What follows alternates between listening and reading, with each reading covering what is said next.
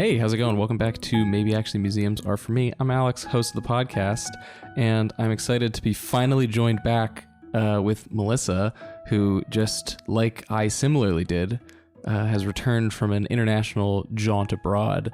Hi, Melissa. Welcome back. Hi, Alex. You've been here for 2 days. We've talked nothing about your trip. We've been saving it. So my first question is, you told me when you arrived that there was a story. What is said story? Oh, it had to do with Leonardo Da Vinci, because I know your love for him. God damn it. All right, what happened? So I visited the National Gallery of London, which you have to, obviously. Yeah. And they have a very large Leonardo painting called Virgin of the Rocks. I'm very familiar. Yeah, I sent you a picture of it. You did indeed. But what I noticed is there was this room, like this alcove behind the painting, where I went in, there was no one else in there, it was pretty dark, and inside was a drawing by Leonardo Da Vinci. Okay. And it was called the Burlington House Cartoon. A cartoon is just a large scale drawing that one does. Normally it's done before a painting or a tapestry to kind of understand the composition. Can we pause for a moment? Yeah. So this is my not knowing art history or art anything really knowledge failing me. So when you say cartoon, obviously I think of like Cartoon Network and Scooby-Doo. I obviously understand that that's not the case, but is cartoon like a actual technical term that was used in the Renaissance era? It comes, I don't know if it used in the Renaissance era, but it comes from an Italian word that means like large scale piece of paper. So it just means any like large scale drawing.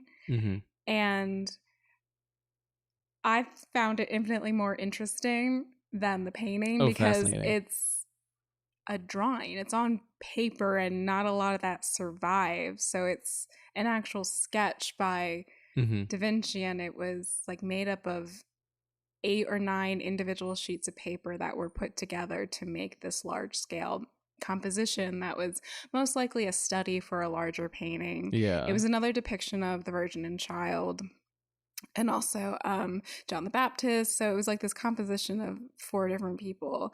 And if you got close enough, which I did, you could see the seams of the paper where they connected. And you can kind of see on the edges how it's the paper is kind of disintegrating. And I just, finding all those imperfections, I thought like, this is so cool. Like, because things like paper or fabric or wood, anything kind of fibrous, it's very hard to preserve in any context, especially in art. So we have obviously a lot more pristine paintings by Renaissance artists, but drawings I think are a little bit harder to come by. And is that partially, do you think, because of like the actual like manufacturing of paper was just so like jarringly different at the time, and just like it was less, because I feel like, I don't know, I feel like it's one of those things where you look at like, take like the Salvator Mundi for example, like you talked about like the paintings being these like, you know, very, you know, more so preserved items that, you know, obviously like still stand the test of time and are still obviously need much care, but like are mostly intact and fine and like undamaged. But then you have obviously works like this, and you know, I think of when I mentioned the Salvator Mundi because it was painted on a really crappy piece of wood that like a lot of people that like contest its legitimacy are like, well, Da Vinci would have never picked like that piece of wood with that knot in it. So it's like, I guess the thing that I'm asking is like, was like, on the technical side of things, was the paper at the time harder to preserve? Because obviously they're not thinking of preservation at that time. And so like, is it just like that? Is it like, is there going to be a moment where that just completely disintegrates, or like, can you keep it in this like almost I don't know like a lot about state? the preservation process. I think things like paper are just more fragile. Like even today, you have notebook paper. Like if you fold it a bunch of times, it gets soft, it rips easier, like it tears. I think that's just a matter of fact. And yeah, there wasn't this, I feel like preservation of art in general has come a long way in the last just like 20 years. Yeah. Like it we were doing a lot of stuff wrong for a long time when it came to preserving artwork. There's a museum somewhere that I was reading about that like literally still like they keep the windows open because it's just like the way they've always done it. Like it's just there's no ventilation and it's just like for like hundreds of years it was just open air everything. And it's like we talk about like, you know, and like there's certainly like I'm not trying to contest it and say that it's it's untrue or it's like an over precaution, but it's like, you know, now you have like special glass to like protect watercolors and like things like that. And it's like it isn't like amazing to think of how long some of these works lasted. Like, you know, obviously I think when we talk about like dissipating Da Vinci pieces, we think of like The Last Supper, which like I feel very fortunate to have seen, but like it is peeling. It is peeling. Like flaking off the wall.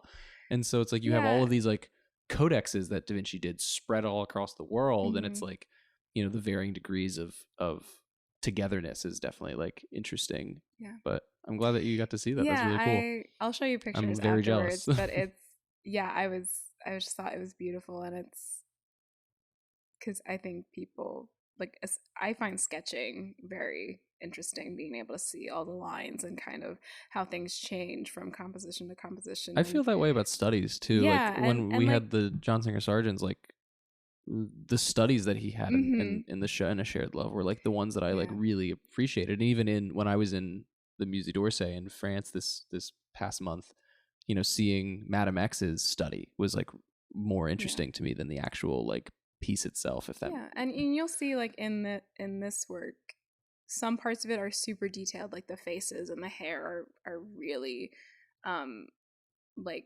painstakingly depicted, but other things are much softer or more kind of subjective, like the hands or like the feet or like stuff like that. So I think a part of that is also, and this is going back to me having read the Da Vinci biography when I was like in 6th grade and what have you, but like, you know, for people that like, obviously everyone knows who Da Vinci is. Everyone's seen the Mona Lisa and The Last Supper. Awesome, cool. Do yourself a favor and like, if you're a fan of documentaries, watch the Ken Burns PBS documentary. It's his only documentary that's not on American history. It's on Da Vinci. It is deeply fascinating. And one of the things about Da Vinci that's interesting is like he notoriously never finished works. Yeah. It's like he like spent his whole life tinkering. He had contracts with these city state like leaders, these these dukes and these you know, the Medici family or the Borgias or the, you know, the Doge in Venice, and it's like who like would commission these paintings and like he just never finished them. And so what's interesting to me when you talk about like this sketch pretty much like feeling not necessarily incomplete because obviously it's a study, a cartoon if you will, but it's one of those things where it's like there are massive paintings that it's like there is intricate detail on ringlets of hair and facial expressions or like the muscles of a horse, and then you like look about like a couple inches to the right and it's just like the idea of a tree. So it's like you know, who we consider like the greatest to ever do it, just like so unorthodox and like undisciplined. I mean, at times. So I just wanted to share that about the 2 Da Vinci works I saw while I was in London. Well, I'm happy I got to queen out a little bit over Da Vinci. I do have one more Da Vinci related question before we move on to the rest of your trip and the other things that you saw. And I think the last time we spoke when it was Alex's, I don't know why I just talked in the third person, when it was my trip out to France, and we talked about like my observations comparing American museums to French museums. One of the things I'm curious about is obviously this last trip I had not gotten to see a Da Vinci. I didn't go to the Louvre. I didn't see the Mona Lisa and all those that are there. However, obviously, when you think of the Mona Lisa, you think of the giant crowd that surrounds around it. And, it's, you know, I think when I was in DC visiting the Da Vinci work at the National Gallery there, obviously it's not Mona Lisa levels, but it's the only Da Vinci in the United States. So like there is a crowd that like amasses around it. Did you feel that similar gravitational pull towards the Da Vinci in London, or was it kind of sparse? No, there wasn't like a huge crowd around it or anything. And I don't know if that could have just been the timing I was in the room, because there certainly were crowds in certain parts of the um National Gallery and in front of certain pieces. But yeah, when I was in there wasn't really like, there were people milling about, but it wasn't Yeah. like I could get a picture, I could go in front of it, and there wasn't anyone in the little alcove behind where the drawing was. Okay, interesting. Yeah, and like I think of the National Gallery in DC, like there's signage kind of directing you where to go to see the Da Vinci.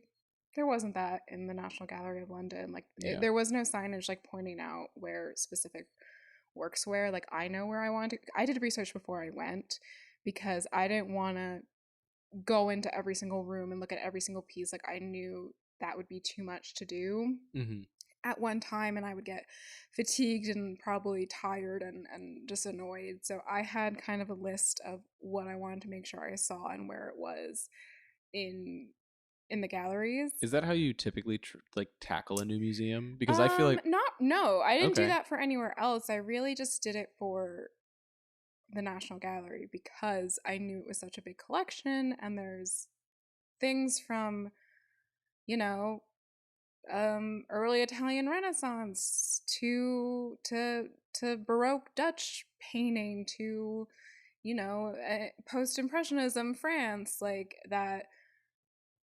I wanted to see as much as I could, but still enjoy the looking part of it. Yeah.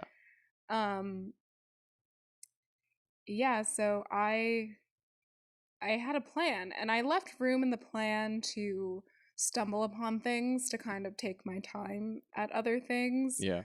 But I had like an outline. How does it compare in size to like the Louvre or the d'Orsay? If you even have like a point of reference, like in I don't know, like I'm talking like literal like physical square footage. I have been to the Louvre, but because like I think I don't think it's as big as other national collections. It definitely felt more manageable, but also because if you think of the Met has everything from ancient Egypt to contemporary art. Yeah. The National Gallery of London is not like that. They don't so much have objects. Like those type of things are in the British Museum, which is a completely separate thing. So is that where the controversial Greek statue that was taken was? All their Greek and Egyptian and Viking and more object-based things are in a separate institution. Got it. This is purely like artwork. Interesting. All right, Melissa. Well, yeah. kind of, I guess, being more formal. Talk to me about your trip. Where did you go? What did you do? What was the mission? You know, was it art focused? Was it not? I mean, I feel like we've literally haven't talked about your trip. Anything. Yeah. It was great. I had a great time. I went with my sister. My sister, when she was in college, actually studied abroad in London. I was in high school at the time. So while she was living there, my family did a trip to go visit her, and that's when we did a lot of the, you know, touristy Westminster Abbey tour, Tower of London, go to Windsor Castle, like all of that thing. So this time when both of us went, we didn't feel the need to kind of hit all those bucket list items that people tend to have when they go to a place for the first time. Yeah. This was kind of a little bit more chill of, we want to go to different parts of London and kind of walk around and experience it. And then we each had things that we wanted to see. Like on my list was, okay, I want to go to the National Gallery. She wanted to go to the Portrait Gallery. Like I wanted to go to the Globe Theater, like things like that. And so in terms of art, we did see a fair amount, but it wasn't the main kind of driving force behind it. We went to the Tate Modern. We went to the National Gallery of Art. We went to the National Portrait Gallery. I also went to Kensington Palace, and that's where Queen Victoria and later Princess Diana lived. But they had at the time a special exhibition all about clothing. Oh, cool. And clothing kind of in reference to like being at Buckingham Palace.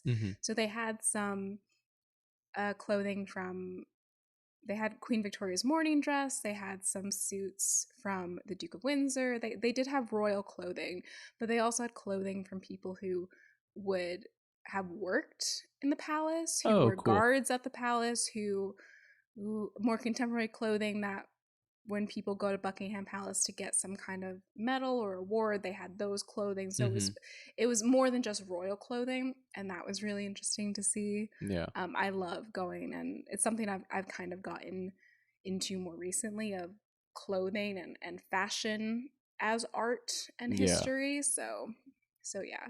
Yeah. So I don't know if you have questions for me or if we want to go back to anything. I know that you were really because obviously you went to the National Gallery. Great, awesome, cool. You saw Da Vinci. Great, amazing, even better. But the thing that you were constantly talking about before you left was the Tate. And so, what was your what went down there? How was that experience? Yeah, the Tate's really cool. Like, what were you seeking there? Was there a specific show? Because I know, when we met up in DC, we were seeking Impression Sunset. Like, what? Yeah. What was the thing that you were hunting? If there was, there wasn't. So the Tate is actually made up of, I think, 3 different buildings. There's like the Tate Britain, which is their more traditional, British art. The Tate Modern, where we went, is exactly what it says. It's more their kind of contemporary modern art. The main collection mainly starts in early 20th century, when all that experimentation was happening. And I just wanted to go and see that art specifically, like that kind of art, and it was great. It was a lot of fun. They have a very large permanent collection. It's like 2 floors of the whole place. It's not that easy to navigate. Okay. I just remember you talking about how Parisian museums kind of tell you exactly where to go. Oh, it's like London museums are not like that. Yeah, to recap, essentially, for those who didn't listen to the episode where we recapped my French museum journey, but essentially in the Louvre, I mean, this is they don't navigate you well. They kind of are like Mona Lisa that way, Venus de Milo that way, but like general vicinity. And I feel like that is an outlier in the sense of like where they really are just like no direction, it's over there, whatever. Outside of the Louvre, at the Musée d'Orsay, at the museums that I visited in Dijon, very rigid. Like, we want you to enter here and like move through this way and da da da. It's like, most of the galleries at the d'Orsay are all in the lobby, which is like not the lobby obviously, but like the main kind of like train hall corridor where, if you don't have a special exhibition like Sargent in Paris, it's you're just kind of like off to the side in the Vermeer section, and then you're over in the side at the Degas section, and obviously you go upstairs and it's like a long narrow path or not narrow really, but like a long hallway of all of the Monets and Van Goghs and stuff. But yeah, it is like there is a path, we want you to follow it. It's like it's very reminiscent to the National Gallery in DC, where there's kind of like they're very close. They're like, I guess that was the thing about like when I visited DC last winter. Was it last winter that we went? Yeah, I think it was December of That's great. Yeah, it was literally 24. A year ago. But essentially I wasn't prepared for how rigid the National Gallery is, where it's like if you enter, it's like you kind of like walk towards where the Da Vinci is, and then you look to your left and you go, ooh, Rembrandt. And then you enter. And what I'd never realized was that you just can keep going. You can just keep going and going and going until eventually you come out of another room and you're like, then all of a sudden you're at the end of it. You're at the end of the hallway and you have to kind of double back. Yeah, but it does loop you around, and like you do eventually pop out at the Da Vinci work. Like, it is like they are very, again, this goes down to good curation. They're very good at curating how you're experiencing the show. But so that wasn't the case, I'm guessing, for you. Well, it was more of like trying to get to the galleries, where you come in and there's like this escalator going up and this escalator going down, and we were like, okay, we gotta go downstairs to get information. I asked a guy where to go to see like the permanent collection, because it's like 4 or 5 floors, where the first 2 are special exhibitions and then the top 2 are the permanent collection. I was like, I just want to see the permanent collection. and then you have to go up these escalators and then go up these escalators again, and then you're in the gallery, and you're in there for a long time. You like go through half of it and you come out, and then there's like another half you can go through. And the most I was confused was like after I was done with the galleries, me and my sister had split up. We both like to go through museums on our own without people, so we like split up and met back up at the end. I wanted to go do the store, Mm-hmm. and I knew the store was right by where we came in, so I go down all the escalators, and suddenly I'm on the ground floor. I'm like, no, I'm supposed to be on the first floor. I go back up the escalator, I'm on the second floor. I'm like, how do I get to the first floor? Yeah. It was like this other separate staircase I had to go down. So just like trying to figure out what staircase to go up and down to get to where I wanted to go was a little bit confusing. But the collection was great. It's a wide variety of art from around the world. They had, you know, pop artists like Andy Warhol and Roy Lichtenstein. They had stuff by Salvador Dali and Matisse. They had and so yeah, it was. Was there an artist that you were? Because I feel like in the States, like our most like highly collected across institute, like it's like, you know, you're surprised to be like, oh, where is like the largest collection of Van Goghs? It's like, oh, it's in Detroit. It's like, what? Oh yeah. And so essentially, was there like an artist that like you were really surprised there was like so much of? Not a specific artist, but a collective. There's this artist collective called Guerrilla Girls. Okay.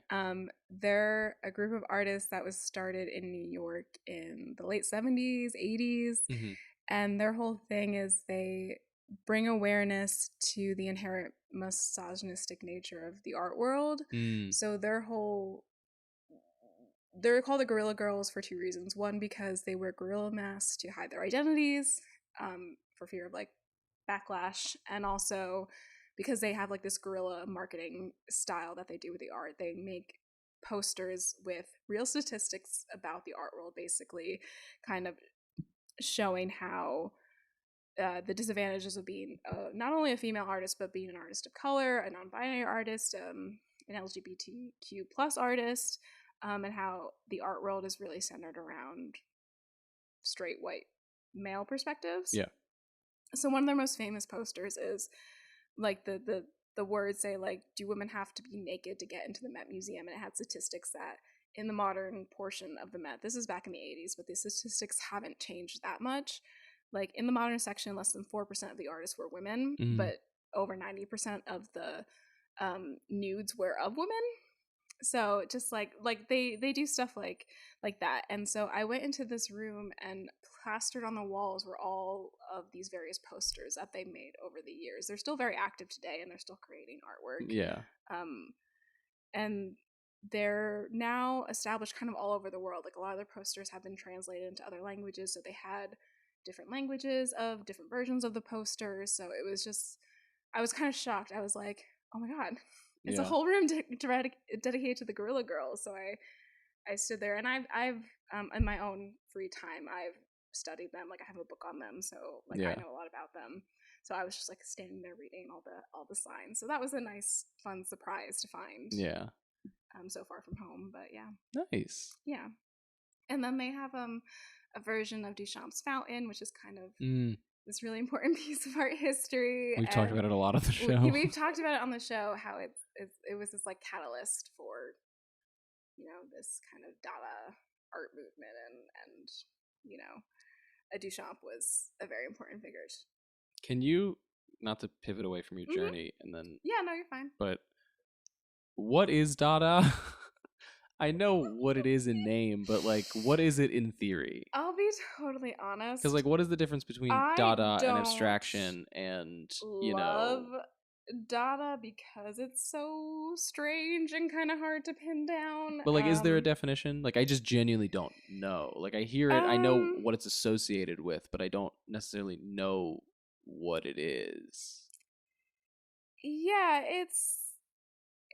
it came out of Europe after World War I, which was just like a very turbulent time for every aspect of life. But the aesthetics of it are very like, they try to be strange and weird, in my opinion. There is kind of a rejection of logic and normalcy and trying to create crazy things that don't make sense or don't go together. I think of there's this piece by Marie Oppenheim. It's a teacup with fur on it. It's like, well, you can't drink out of that anymore. So it's kind of like this dissociation of objects. I know I'm not really making full sense. No, is it mostly like, is it mostly sculptural? Yeah, it's a lot of like mostly there is like paper and collage aspects of Dada, but a lot of it is like assemblage pieces and ready-mades and things like that. Again, it's kind of taking is it almost like things and turning them on their head, like rejecting or like anti-art, anti-establishment, like, you know, like if okay, maybe then I was gonna say, do you think it's like a more like physical 3-dimensional manifestation of surrealism? But like if you're saying it's a rejection of fine art, then like I don't know if I would probably backpedal that question. But well, I feel like a lot of these movements were a rejection of the established fine art or high art tradition. It is often kind of lumped together with surrealism and that kind of ideology around the artwork. Yeah. Interesting. Yeah, cool. So, yeah. Any other notes? Anything else? I know when I kind of recapped my trip to France, I noted some of the key differences that I kind of felt as a, you know, being used to American institutions versus what I was experiencing in French institutions. Was there anything like that stood out to you in London, or not necessarily? Not necessarily. I'll say this, something that subverted an expectation. It's going back to the National Gallery. The main thing I wanted to see there was there's a version of Van Gogh's Sunflowers in the National Gallery in London, and that was the first thing on my list. That's what I want to go see. So as soon as I came in, I like beelined for that room or that section of the museum to go in because I was expecting, you know, you think of going to MoMA and seeing Starry Night. There's always this huge crowd around it, and I was like, I just want to be able to see it. That was how I felt in D'Orsay. You're in this ginormous corridor of Monet's, Van Gogh's, you know, Renoir, like everybody you could think of. Yeah. And at the very end, on the wall is like the famous portrait of Van Gogh, and it's like, it's like a mob scene. Yeah. So I'm like, okay, I gotta go see that. So I go in. The gallery opens at like 10. This is like 10:30. I go there. There's no one in this room. Oh, lovely. And it's the sunflowers, and there's also other Van Goghs like on a different wall. And I'm like, I am taking full advantage of this. I went and I stood in front of it for like a good 5 to 10 minutes, just like looking at everything. I'm like, I have to soak this in and kind of look at every brushstroke. So that was great. And then I made my way around the room and looked at other works of his. I will say I made my way back to that room at some point later on, and a crowd had formed around it. It wasn't as big as you see with Starry Night, but there was people. So I'm like glad I got to have that time at the very beginning of the day to soak that in. I got really lucky in high school when I first started. It was my first time at like the MoMA. I guess I was like a sophomore in high school, and we had gone at the time. Starry Night was, I think, upstairs. It wasn't. They've moved it since, but wherever it was on like a faux wall, kind of just like in the middle of a room. And I don't remember like what the circumstances were, or like why, but it was really just like our group in the room, and like nobody was in front of Starry Night, and it was kind of like this like jarring like moment of like me being there with no exposure to art, no nothing other than like what my art teacher in elementary school told us about. It's so special when that happens. It's great when that happens, and it is kind of just a right place, right time moment of luck. Yeah, that happens, because you know I'm another piece I was trying to go see. Like I heard a tour behind me. I was like, oh god, I gotta take a picture of this and move along before this tour mobs this painting I'm looking at. So, you know, there were a lot of groups of school children in their uniforms, like looking at everything. Yeah, preppy British kids. Preppy British kids at the National Gallery. Yeah. But it was great. I got to see a lot of different art, a lot of different types of art, a lot of different mediums of art. Like I got to see the fashion. I got to see the painting. I got to see photographs. I also got to experience a little bit about theater. I went to go see a show, but I also went to the Globe, and I got a tour of the Globe. You can't go in the Globe unless you're seeing a performance or you have a guided tour. So I did a guided tour, and I'm so glad I did. Like, I got to go in and sit in the seats, and our tour guide was really great, kind of talking about who would sit where, what the set means, talking about how it would have looked in Shakespeare's time, like who would have sat where, all these different things. So I'm really glad I got to experience all these different things while I was in London. Nice. Yeah. How great. Any other questions about my trip, Alex? Only what you feel like you want to share. I feel like I've gotten the full breadth of it. Mm-hmm. And I'm excited to do have this exact conversation again in a couple weeks when I have to go back to France to see Alyssa. To go back, yeah. Well, I mean, the ticket. When you get to go back. No, I know. I'm very excited about it. We're actually, my next trip, we're staying because we could not afford Paris in New Year's. Oh yeah, you were talking about that. Yeah, so we actually, the happy medium we figured out was Versailles was pretty cheap, and so I think people kind of forget that Versailles has like a town area. It's like a much like a smaller like village kind of thing. Right, and there's a train line into Paris, I so wouldn't like even think of you that. can get to the Eiffel Tower. Not that like that's like where you want to be in Paris, obviously, but like you can get into Paris proper in like 20 minutes by like the RER. Really cool. So we found an apartment in Versailles for a couple days, and then we're gonna go back to the town that Alyssa, my girlfriend, who lives in France. For those who don't know, she's staying in for until she finishes her teaching English program. So yeah. But we've never been to Versailles, never been to the Palace of Versailles, so I'm excited to check that out and see what's what. Have you been to London before? No. Highly recommend. My only experience in Europe thus far is now an over-index on France and Italy when I was like I was in middle school. Maybe on one of your French trips you can take the train. I would love to do that, honestly. London. I would really, really love to do that. Yeah, it's great. It's really easy to navigate London. The tube's super easy. It's got great signage. The tube has great signage directing you where to go. Is the tube the greatest metro system, do you think? I don't know if it's the greatest because I feel like I haven't tried too many. Yeah. But I will say it is, in my opinion, one of the easiest ones to navigate. Again, because there's very clear signage of, oh, you want to go here, you go to this platform, or you go this way for this direction. Like, the metro, I will say about the metro, I felt this way in DC also, because DC is probably the most European city in the States. But I feel like the metro in Paris is very efficient timing wise. Like, there is always a train and it is always on time, and it is always like when you walk in, you're not waiting more than 2 to 5 minutes for anywhere. It felt like. So whereas, I will stand and say that New York does have the most robust and sprawling like subway system, obviously. But yeah, you'll get stuck at Delancey Street for 30 minutes. Yeah, for no reason whatsoever. Yeah. So anyway, all right, Melissa. Well, all right. This was great. We'll probably talk about it more, I'm sure, in future episodes. Yes. But yeah, more to catch up on.